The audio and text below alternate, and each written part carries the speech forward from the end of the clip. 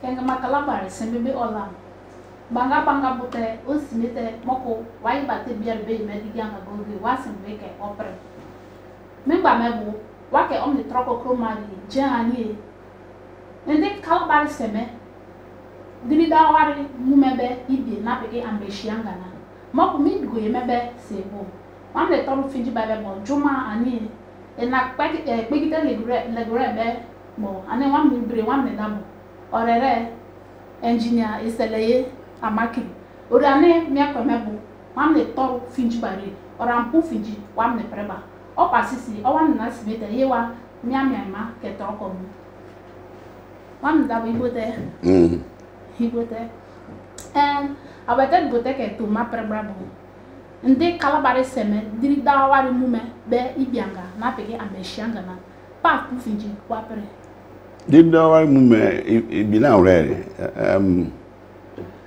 ya ibianga na ri ashangare ya wana dapo mi bi merite Nigeria semebo iniane tari diri dawari finji ye if one adabma many share it ma no ko say bia so the dual movement e bi anagbase ofori ane mbo kukuru yobe mi the dual man egbala bele e the dual mutane e bele bi osote so to hote to mo kukuru furu uranga busimo abo emi Didwa manek to make a bele buswer. Mokwa mi wana mabio yana be bufuka. Nkene bate kugro bos apuna mina anbo tomai o wana ome ba didwa mua. So didwa me anbo yera sheria disadvantage area advantage and I'm your pot in make wana ome kalabari se me take a wadan wa ba dida wa ome wana mnapo wana ome wana ke dida wa mosu awo make dida wa su mane kukurebo furu angabo na kemu bele bo suere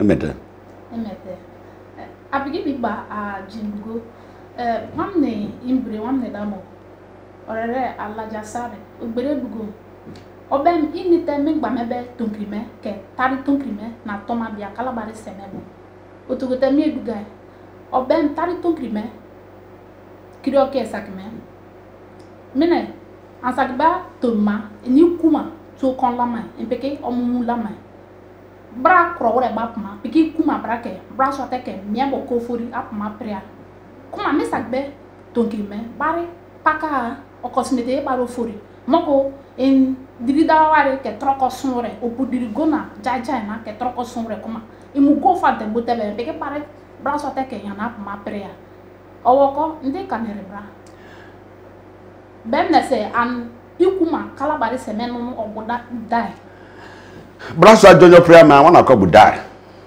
But that did go and then met our brasso Jojo prayer and yeah. Yeri merebo Asabia ni ye Asabia na school ye. So wapaka busake alaja sal na obri or I even dig on go herself. So bo pagato bo derbra ani yeso pa bo derbra wa pa bo der sa go bra me anduma na mum braso adunjo pre launching here ama bima June launch ani cancel liberation launching kora gogo ama me bigo sell keke mama bo kona akore but opu did go ani meta moko aba ni anima na me yere oka oh it big so bukuma it big me ke mapna tam na prekma Ike kona me Korea. Big man say corruption. Ani mete mogo wa buy ama bigi ama buy legite bigoso ayi.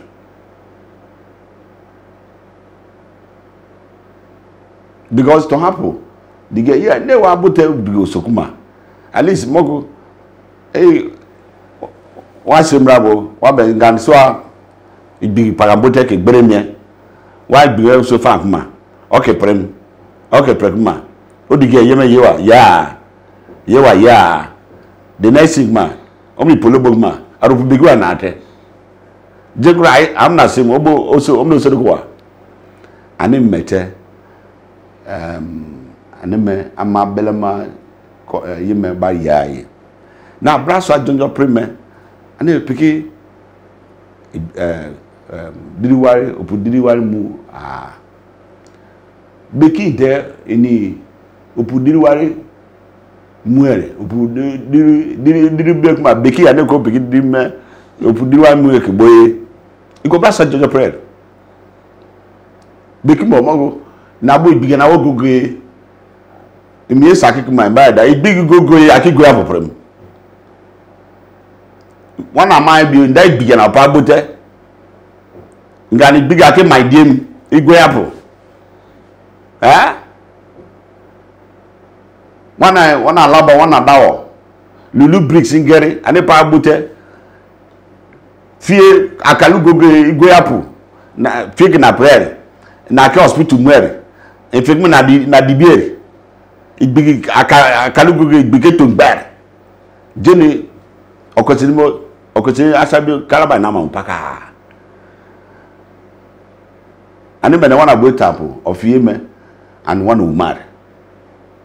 So braswa menapo pre sepre polo pre ama pre me oh to mama buana na mie and opudiri go fori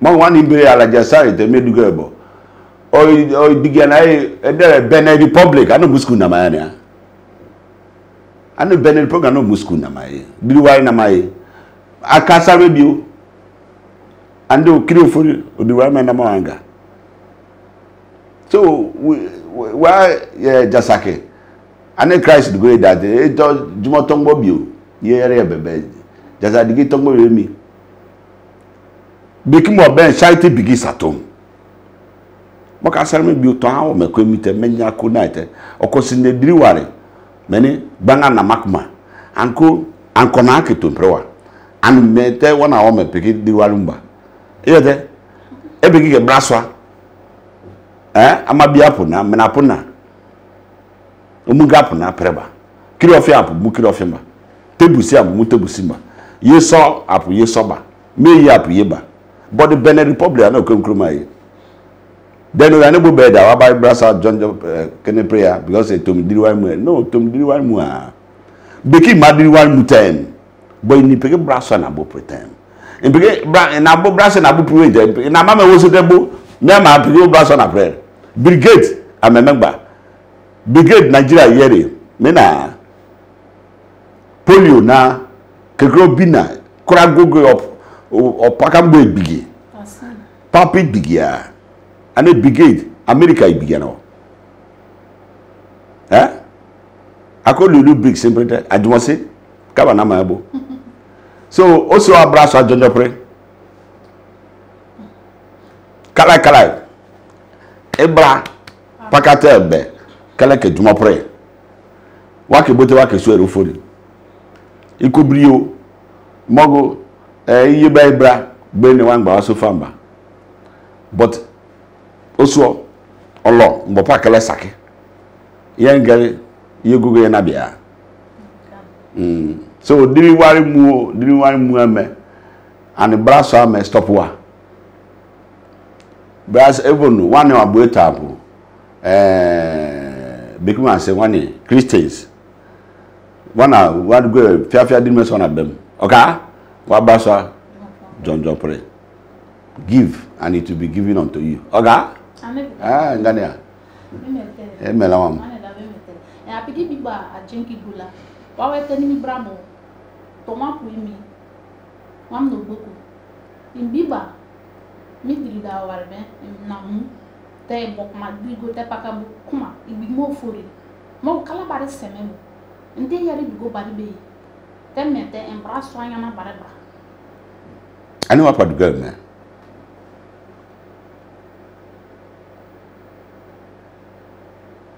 Also abraço a Jonjo Pore. Munja sake saka dugum. Abe kaba na se. Ane sukulu diri wale tarpakaye. Ona dapu ma beki erite. Ya me beki ma me kwa ndu me temeti me du kwa mo. Temeti me se mo. Oh, indi wale mu mo yi ani ni gosote. KNC Calabar National College. The first Ghana sa begin here.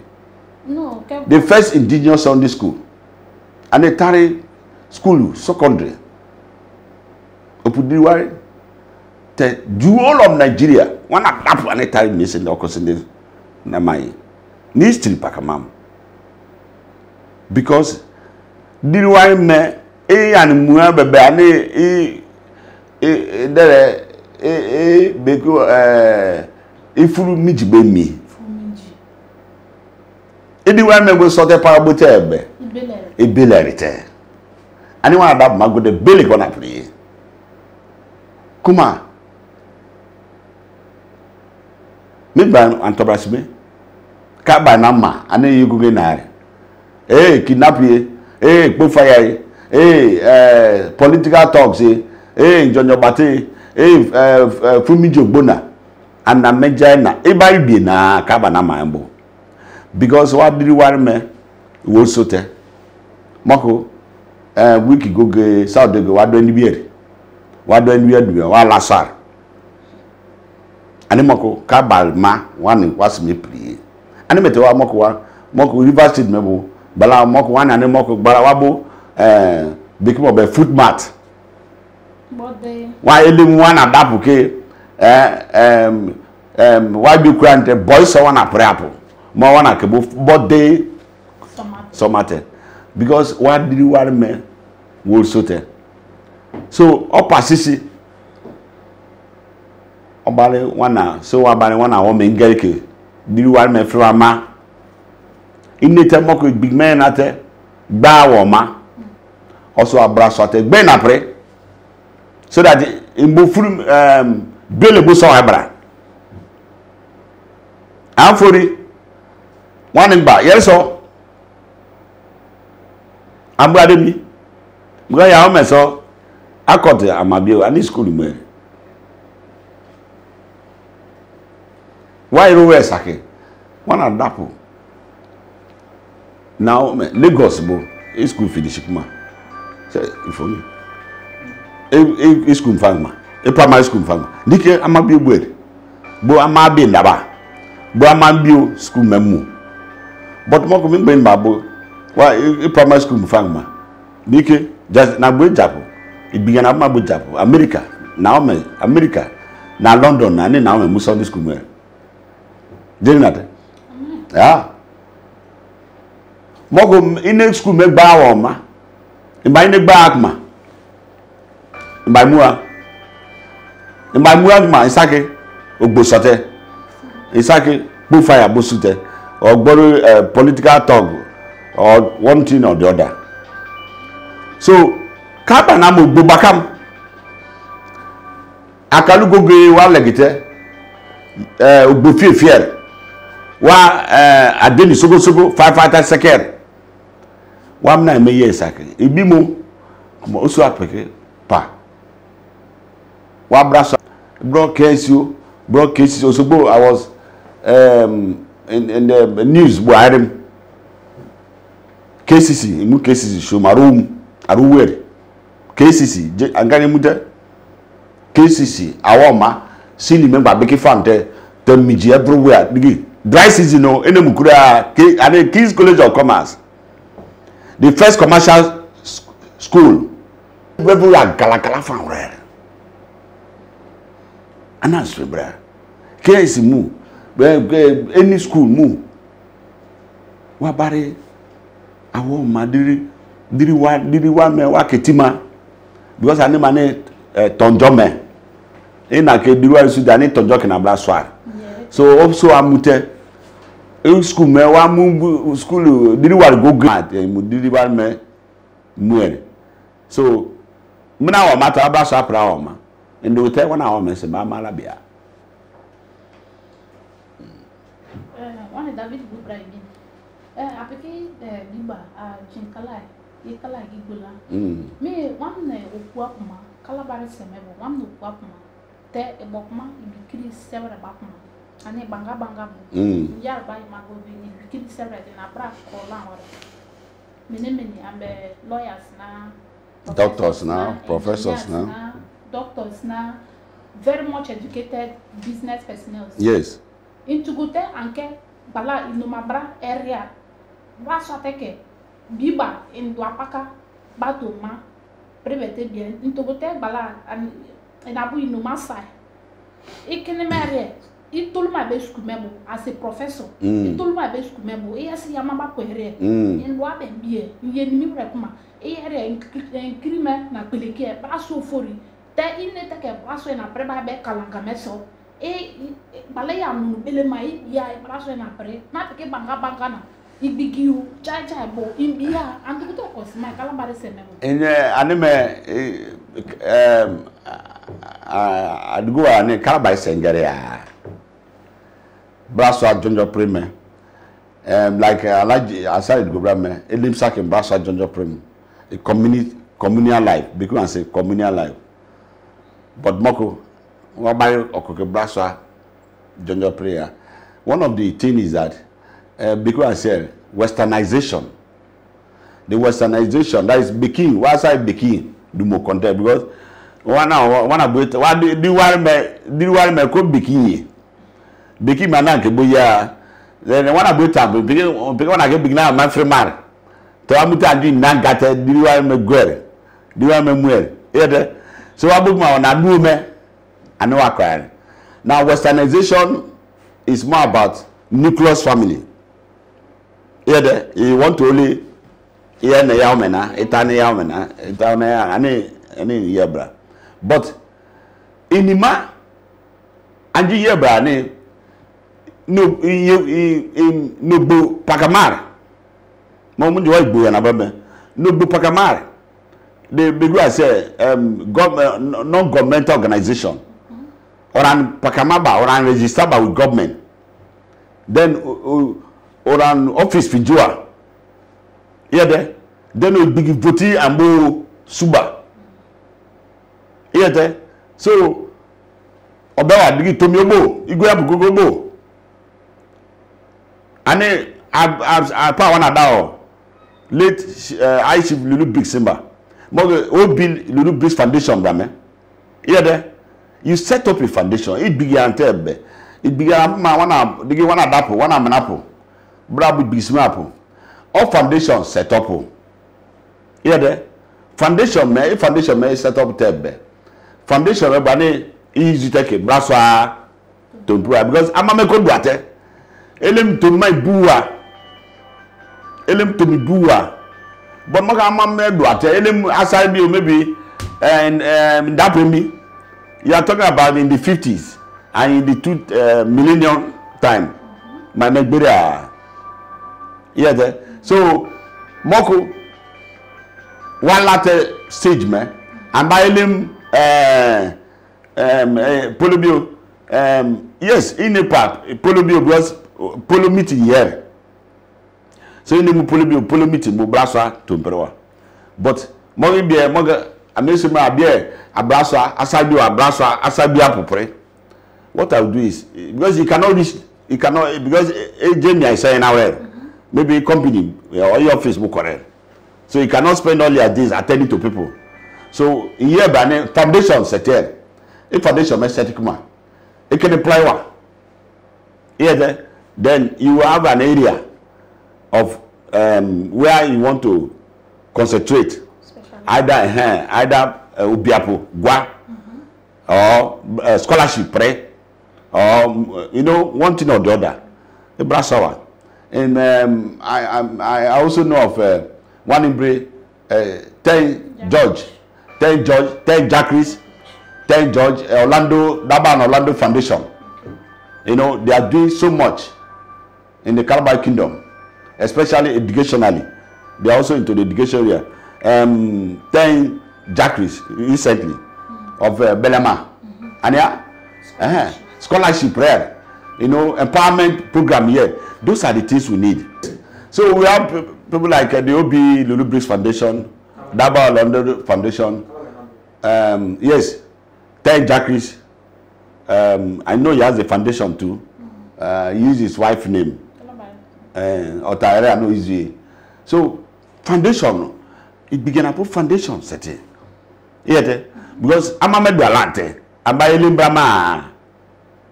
Yeah, then Miss Why could we take because liberation? I give them why we are launching because it began and one super and Torpaka. So more around boy set it. They will go more you go the Renaissance of Calabar. One young men, what book belong te quite go wait because take a move, you know, brass or cabana mambo. School home prayer. So ogbo ama kaba na ma ogbo bakam.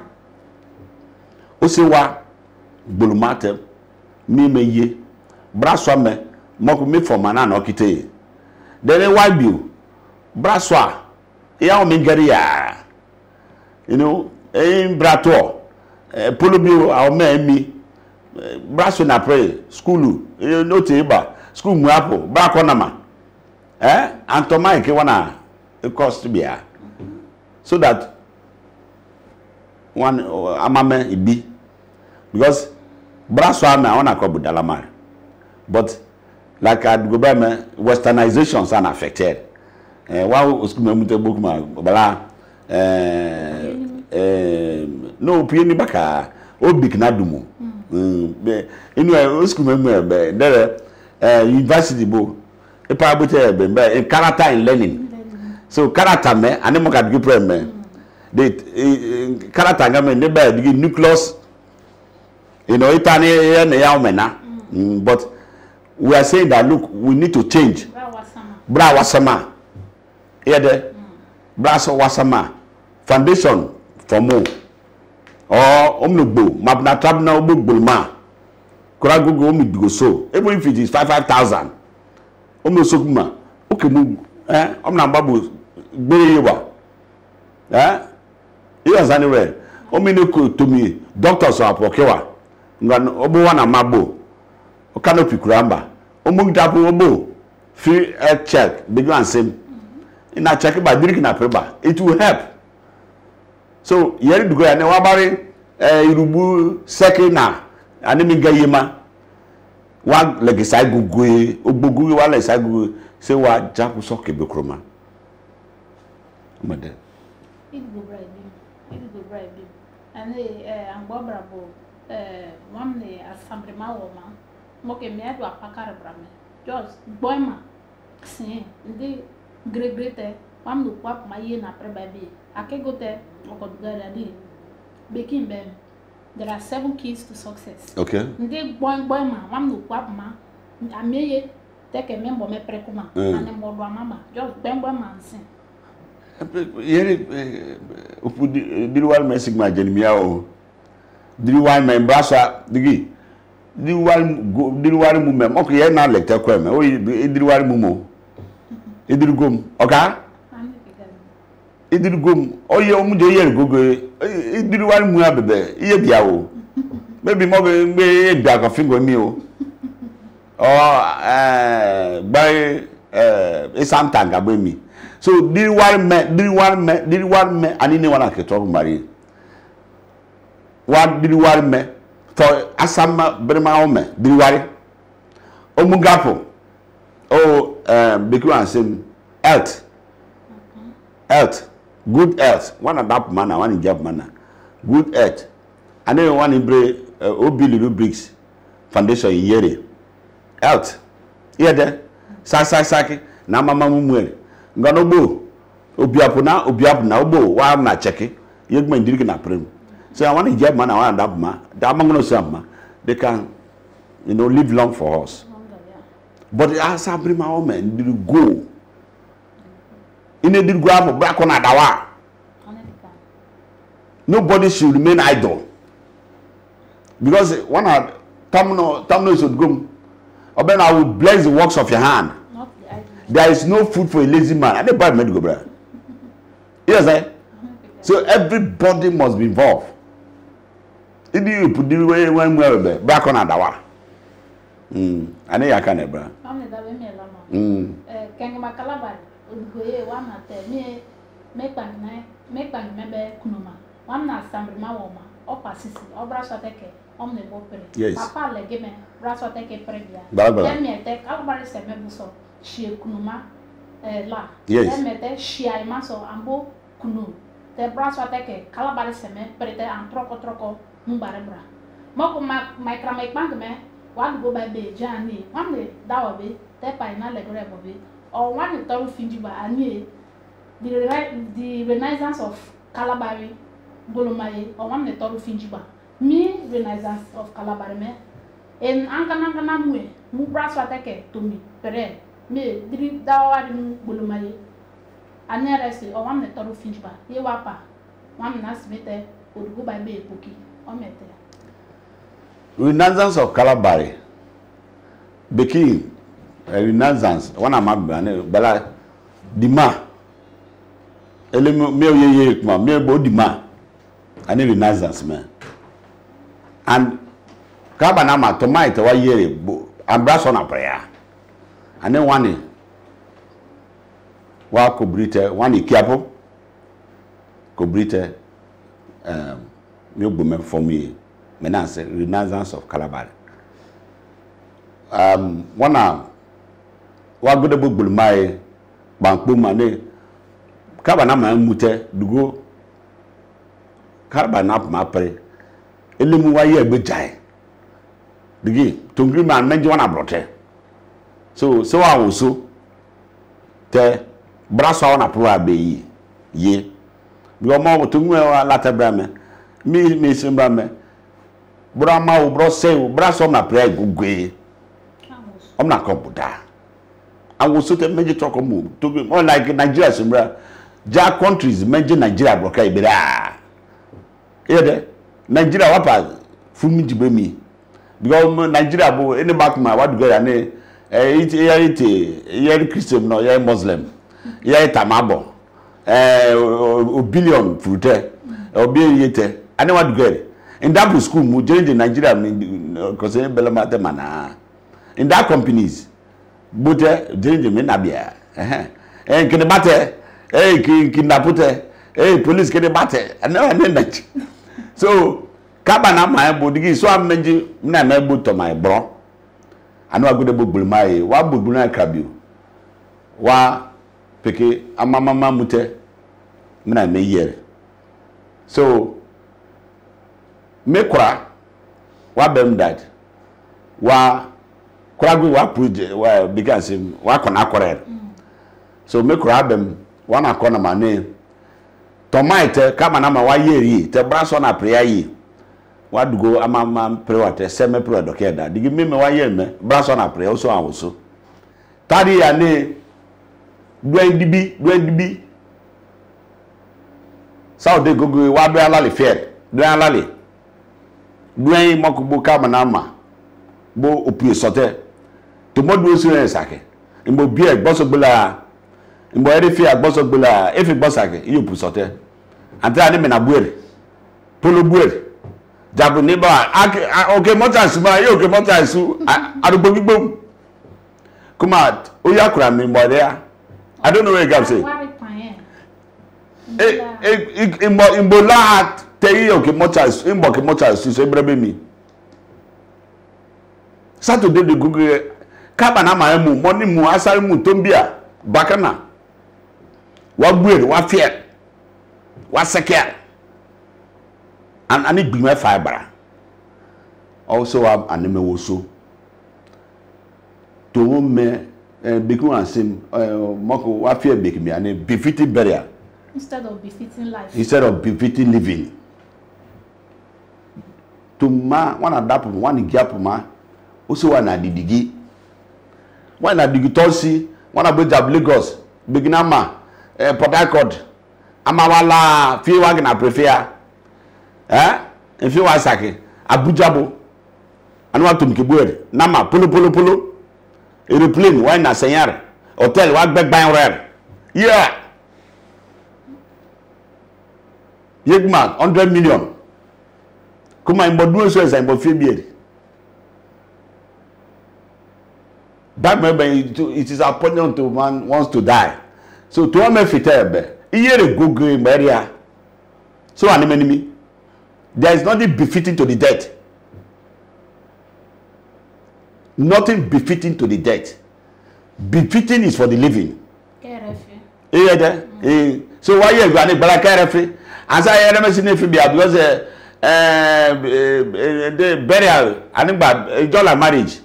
It is no best marriage, no best burial. Okay? Baka bemba. Yeah, do or mero angi or dibim. One number pay you when you want to talk about. That begin with what I you understand? So there is nothing befitting to the dead. Let's know that. I want to give you befitting burial. No, you are not giving befitting burial because he's not seeing what you are doing. So nothing befitting. So because we have been living in because illusion, a deception life, befitting burial. They befitting. Mbobai na mbobai pokia so they befit megbanga so body te anga kabi wake one mark one abusen so befitting me should be for the living so give the living a befitting life. I know what go kenga makalaba I know what go na prayer or pasisi so that when I big mate Saturday go am there for my big man what could be a mewa in the fit one guy animal limousine kabanama limousine boklare in gidu series e dadbo series okada se ara bokla Africa mamu 1 million ke limousine okada amu why na ma prewa arake more church mediga church me go the church ko bote bete 28 days but the answer what that's a because mogo to me figma in go church prayer it's when the million me found ni the register ba ni mo go church prayer yeah there no be me found so church man I go one the care presume that you see to me later if I be muji like bebe because what school mute anyway do you want me ko anko to me and yes yenime so I be muji like bebe I begin reason me do pro go dey ben like now church man go the 28 days make boy was to reduce the expenses but in the guy just 28 days so enlightenment more education more year me that bigi befitting burial of body befitting living and me and this many be so opasisi kenga makalabari obare do yan la le fima opuge do ensoma to won fe bebe to won do so esake ngbo bs but jasa hospital so gbomua boss in boko hospital mua magna yadebo fewewo obiere gala ano fear face or fear of way baka one yadebo rare to me 200 nangem and I tag black messing up to me or na more hospital boss that is both per body yeah ndi you do so also yeah to me yo